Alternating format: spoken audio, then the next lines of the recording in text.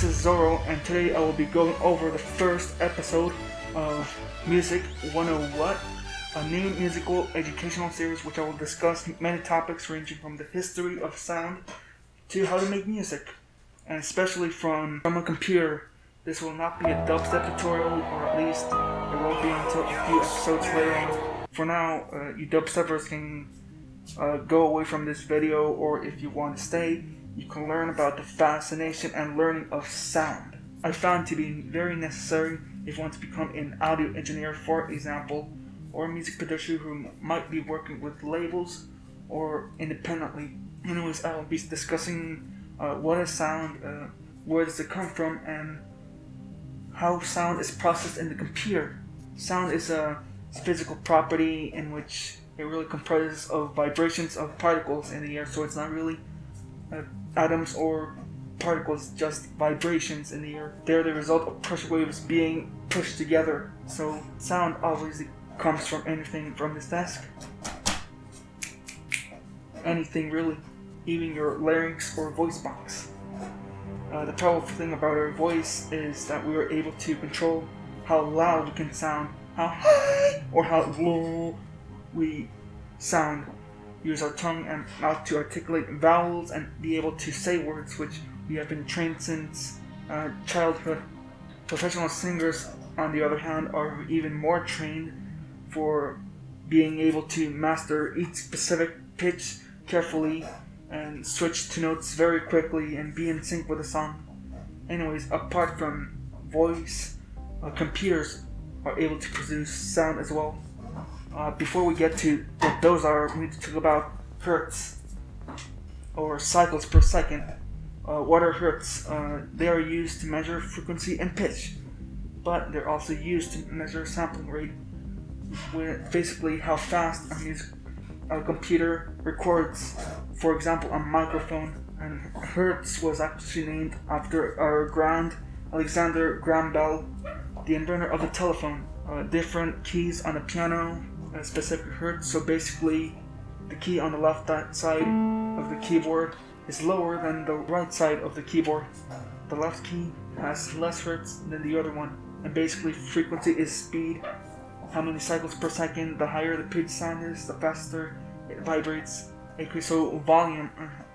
Before we get into volume, we need to talk about how sound is not as pure in the computer as opposed to a mariachi band you can hear across the street. These sound waves are the original that come from the horns. If you go listen to the mariachi band, the braces, everything comes naturally to your ear, whereas sound from the computer is not as pure. It has to go to a speaker, which has to be digitized as energy travels through the wire, so it actually collects noise and it loses a bit of signal. But the point is that there's little difference, so you almost can't hear it. It's like viewing an image of a house, for example. It's not a real house. If you tap in the screen, it's not going to knock over. It's because it's just a picture.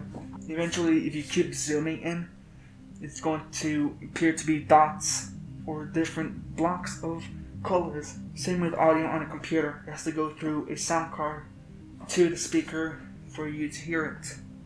So it's basically the same for your iPhone because it has a speaker. Tens of thousands of samples per second, which is pretty insane.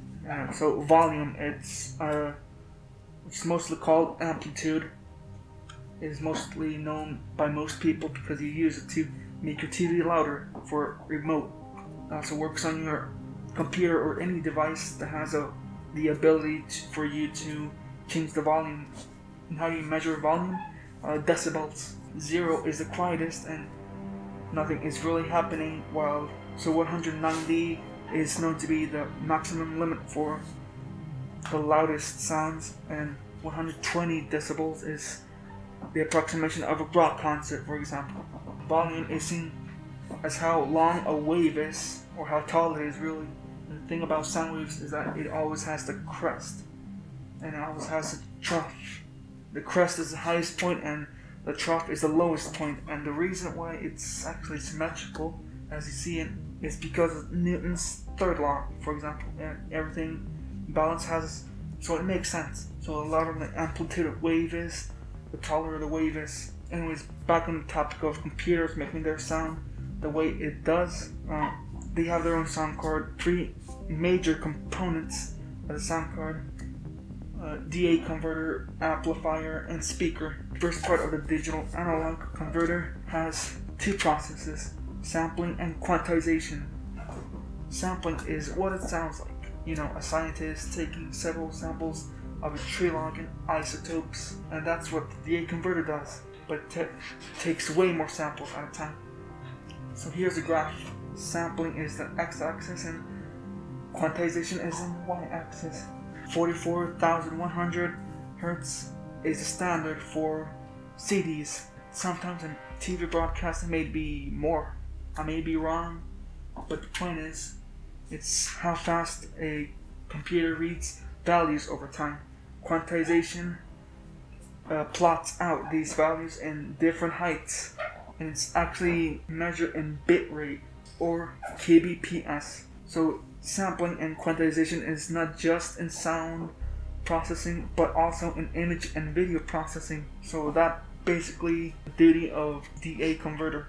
Remember the graph, you know?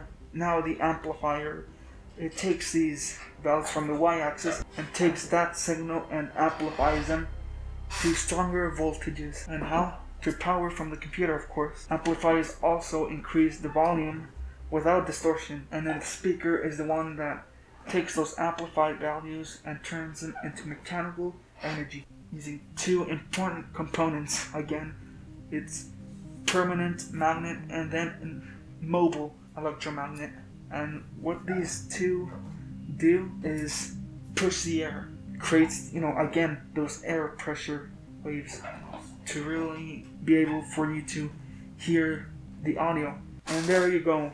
There's enough for episode 1 of Music 101 What. Next episode will be about the basic forms of sound waves: sine, triangle, square, and sawtooth, as well as what gives the ability for sound to be classified as music. See you in the next video. Thank you for watching another video on the Savant 2.0 channel. If you want to check out more content, click this link or this link. Also, don't forget to subscribe and eat your carrots.